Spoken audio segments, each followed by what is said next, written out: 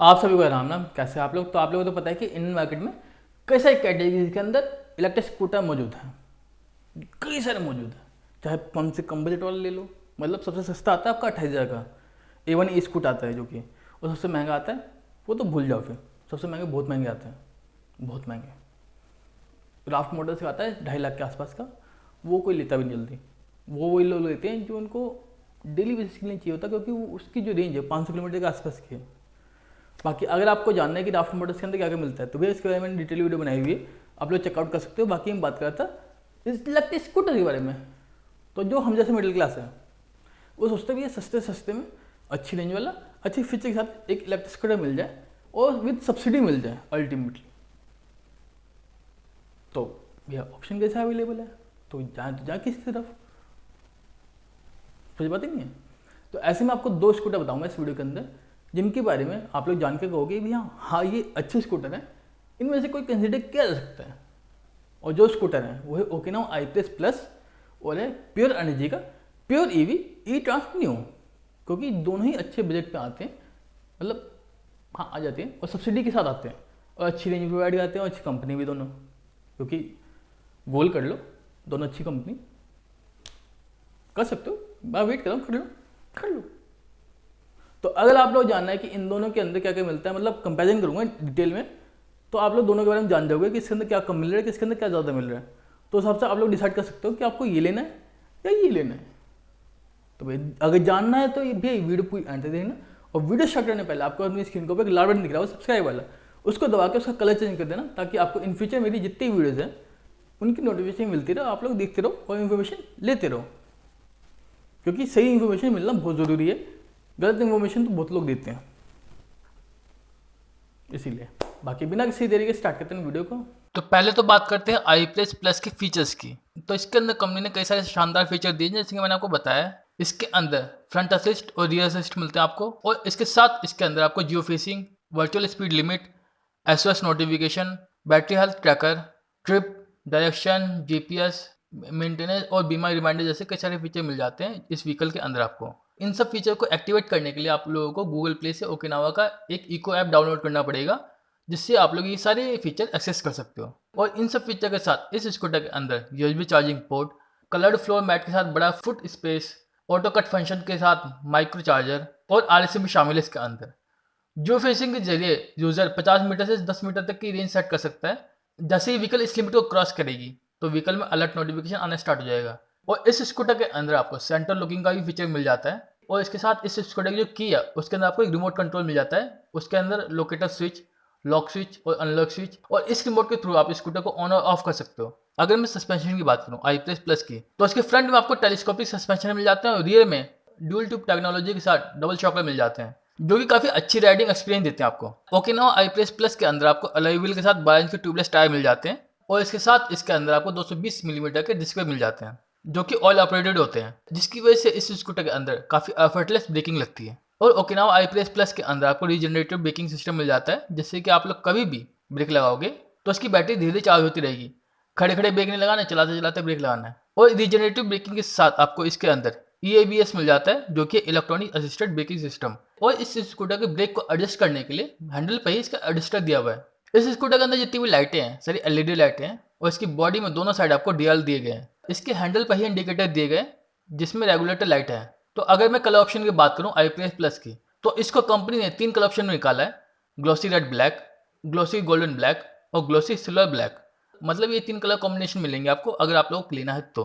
Okinawa i++ के display में बहुत सारी इन्फॉर्मेशन मिल जाती है आपको, जैसे कि odometer, tachometer, speedometer, battery status और मोड जैसे कई सारे फीचर देखने को मिलते हैं। इसके मिडिल एरिया में सामान हैंग करने के लिए हुक दिया हुआ है, और साथ ही सामान रखने के लिए थोड़ा स्पेस भी दिया हुआ है।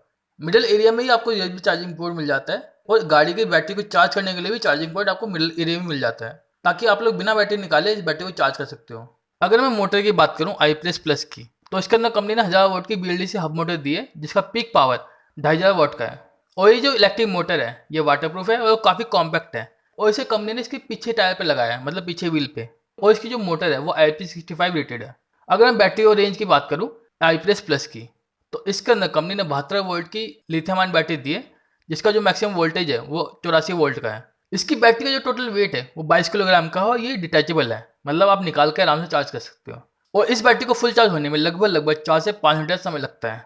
और अगर मैं रेंज की बात करूँ iPress प्लस की, तो इसकी जो रेंज है इको मोड के अंदर वो 160 किलोमीटर तक की है, और स्पोर्ट मोड के अंदर इसकी जो रेंज है वो 140 किलोमीटर तक रह जाती है। और ये जो दोनों रेंज है ये राइडिंग कंडीशन में डिपेंड करती है, और इसके साथ साथ ये आपके चलाने पर डिपेंड करती हैं। और अगर मैं iPress प्लस के मोड और स्पीड की बात करूँ, तो इस स्कूटर के अंदर आपको 3 मोड मिलते हैं, इको मोड, स्टैंडर्ड मोड और टर्बो मोड। इस स्कूटर के अंदर आपको रिवर्स मोड ही मिल जाता है, मतलब आप लोग इसको रिवर्स में भी चला सकते हो स्टार्ट करके।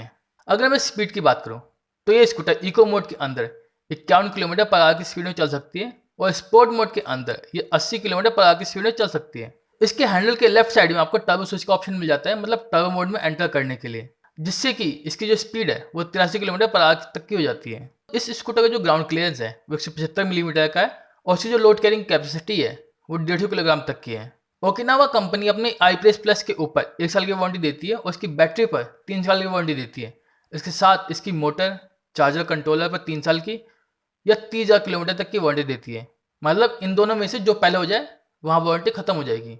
और अगर मैं प्राइस की बात करूँ iPress प्लस की, तो इसकी जो शोरूम प्राइस है वो 1,05,000 रुपये के आसपास है, और इस पर आपको सब्सिडी मिलती है, मतलब सेम टू सब्सिडी के अंदर मिलेगी आपको।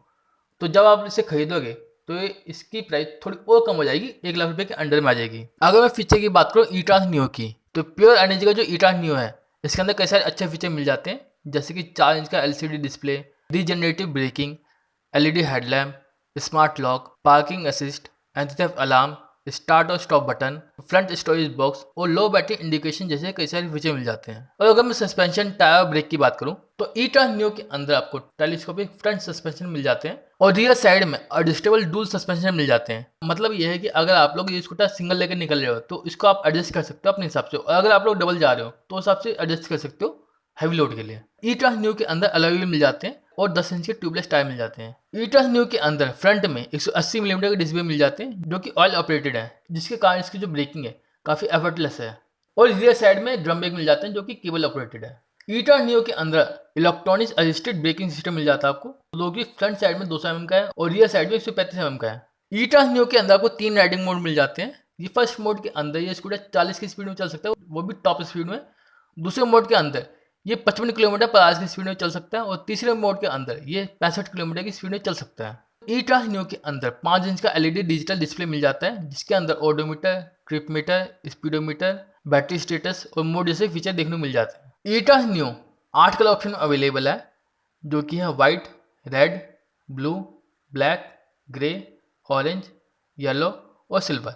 ई-ट्रांस नियो इलेक्ट्रिक स्कूटर के साथ आपको एक रिमोट कंट्रोल की भी दी जाती है, जैसे कि आप लोगों को कार के साथ दी जाती है, जिसके अंदर smart lock switch, unlock switch और स्कूटर को स्टार्ट करने का ऑप्शन शामिल है, और ये आप लोग सिर्फ 2 बार प्रेस करके कर सकते हो।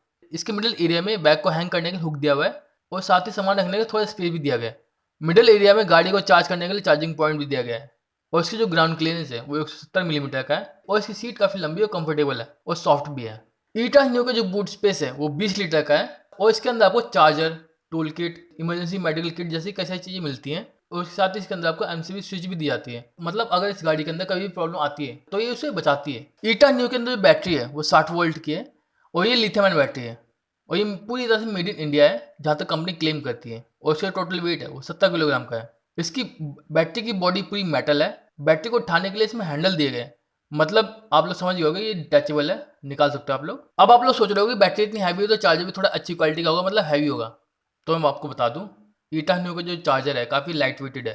इसके चार्जर से इसकी जो बैटरी है 4 घंटे में फुल चार्ज हो जाती है, और चार्जर में दिए गए इंडिकेटर पॉइंट से आप लोग देख सकते हो कि बैटरी कितनी चार्ज हुई है। ई-ट्रांस नियो के अंदर 1.5 किलोवाट की BLDC हब मोटर दी गई है, जिसका पीक आउटपुट है 2.2 किलोवाट का, और 30 न्यूटन मीटर का मैक्सिमम टॉर्क है। और अगर मैं रेंज की बात करूँ ई-ट्रांस नियो की, तो ये आपको 120 किलोमीटर तक की रेंज दे सकती है, और ये आपको चलाने पर डिपेंड करती है, और भी चीज़ों पर डिपेंड करती है, जैसे कि रोड कंडीशन, टेम्परेचर और इन सब चीज़ों पर डिपेंड करती है, और ये डिपेंड करता है कि ट्रैफिक कितना है। अगर मैं स्पीड की बात करूँ कि मैक्सिमम स्पीड कितनी है ई-ट्रांस नियो की, तो इसकी जो मैक्सिमम स्पीड है वो 60 किलोमीटर तक की है, और ये आपको थर्ड मोड के अंदर मिलेगी।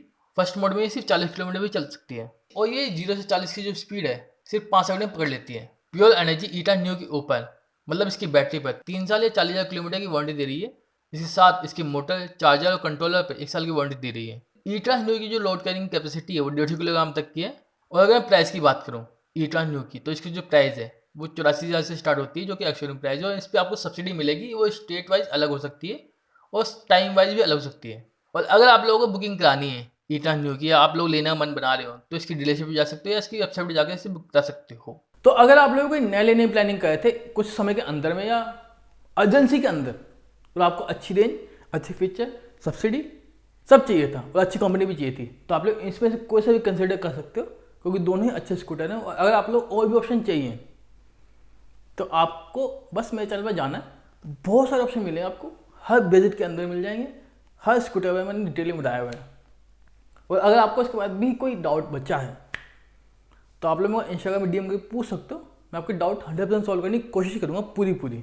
और अगर आप लोग चाहते हो कि उस डाउट पे एक डिटेल वीडियो बना दूँ तो भी आप लोग बता सकते हो, वरना आप लोग कमेंट सेक्शन में कर सकते हो, ऐसी बात नहीं है, मैं दोनों जगह आपको रिप्लाई करूँगा और मैं आपके लिए वीडियो बना दूँगा, ताकि आपको डिटेल वीडियो के अंदर मतलब कम से कम टाइम में ज़्यादा से ज़्यादा इन्फॉर्मेशन मिल जाए, ताकि आप लोगों को कम से कम समझ जाए और इन्फॉर्मेशन ज़्यादा से मिल जाए।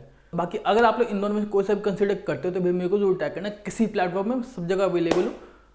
हाँ, सब जगह अवेलेबल हूँ, क्योंकि 90s किड है भैया, सब उस टाइम तो सब जगह बनाओ, वही आईडी बनाओ, आईडी बनाते चले गए, यूज़ भले ही ना होती हो, मगर हाँ सब जगह अवेलेबल हूँ मैं मोस्टली।